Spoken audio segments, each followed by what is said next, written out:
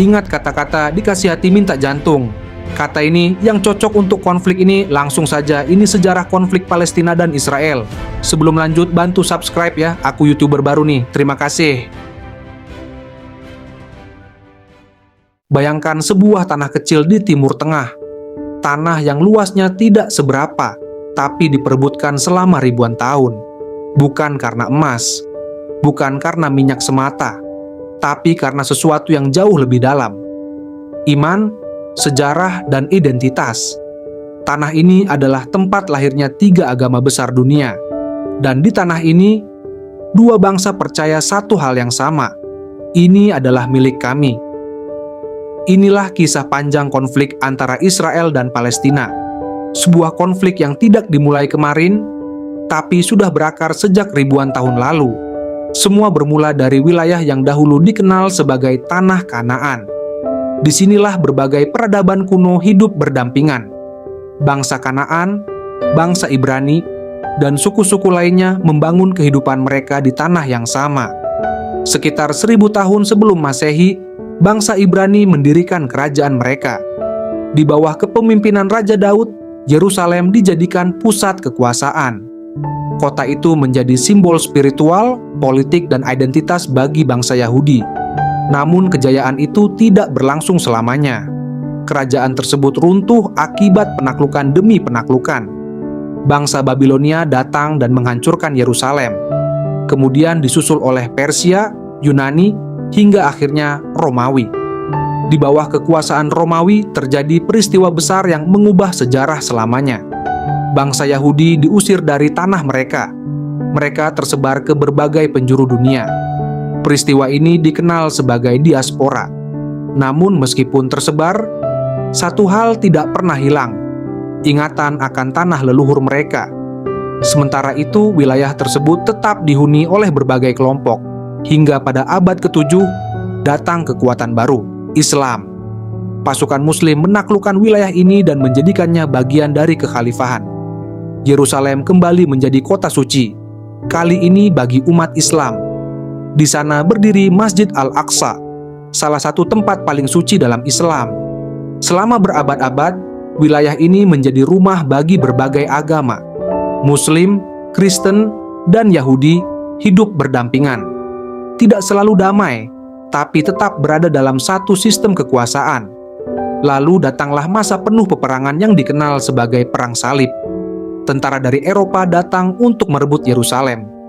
Kota itu berpindah tangan berkali-kali antara pasukan Kristen dan Muslim. Darah tertumpah dan konflik semakin dalam. Namun akhirnya, wilayah ini kembali berada di bawah kekuasaan Islam dan kemudian menjadi bagian dari Kekaisaran Ottoman. Selama hampir 400 tahun, Ottoman menguasai wilayah Palestina. Masyarakat hidup relatif stabil.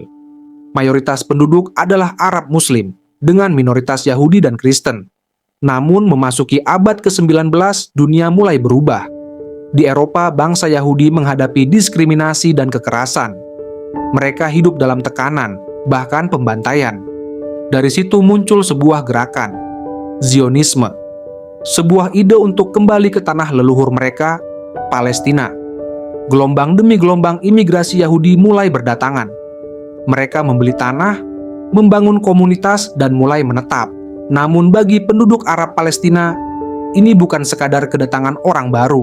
Ini adalah ancaman terhadap tanah dan kehidupan mereka. Ketegangan mulai tumbuh. 2 kelompok, satu tanah, 2 klaim, lalu datang Perang Dunia I. Kekaisaran Ottoman runtuh. Wilayah Palestina jatuh ke tangan Inggris. Dan disinilah konflik modern benar-benar dimulai. Pada tahun 1917, Inggris mengeluarkan Deklarasi Balfour. Isinya mendukung pembentukan tanah air bagi bangsa Yahudi di Palestina. Masalahnya, di tanah itu sudah ada rakyat Arab Palestina.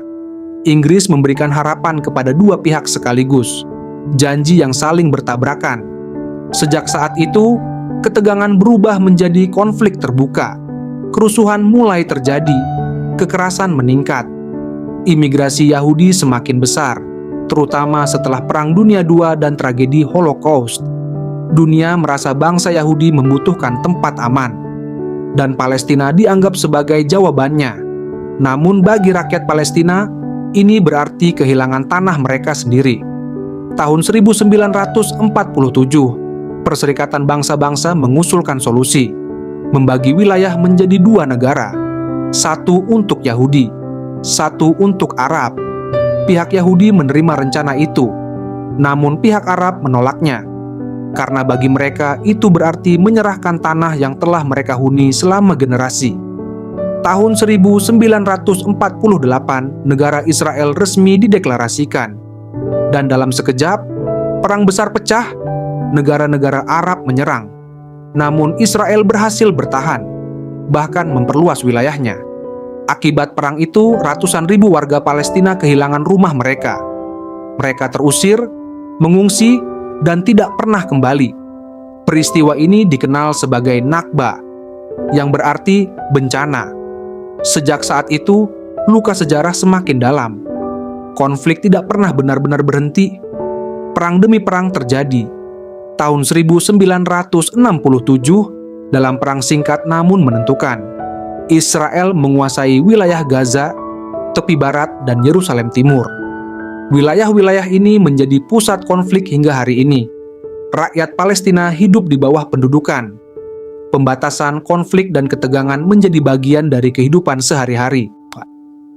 Di sisi lain, Israel menghadapi ancaman keamanan dari berbagai pihak.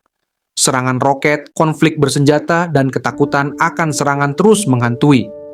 Dari situ muncul Intifada, sebuah pemberontakan rakyat Palestina melawan pendudukan. Aksi demonstrasi, bentrokan, dan kekerasan terjadi selama bertahun-tahun. Dan hingga hari ini, konflik itu masih terus berlangsung. Serangan dibalas serangan, kekerasan dibalas kekerasan. Dunia menyaksikan, namun solusi tak kunjung datang. Israel berkata, mereka berhak atas tanah itu karena sejarah dan kebutuhan akan keamanan. Palestina berkata, mereka adalah penduduk asli yang kehilangan tanah dan kebebasan. Dua narasi, dua kebenaran yang sulit dipertemukan.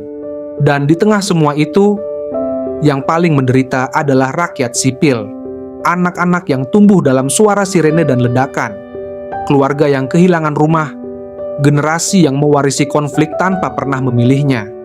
Konflik ini bukan hanya tentang wilayah, ini tentang identitas, tentang keyakinan, tentang masa lalu yang tidak pernah selesai.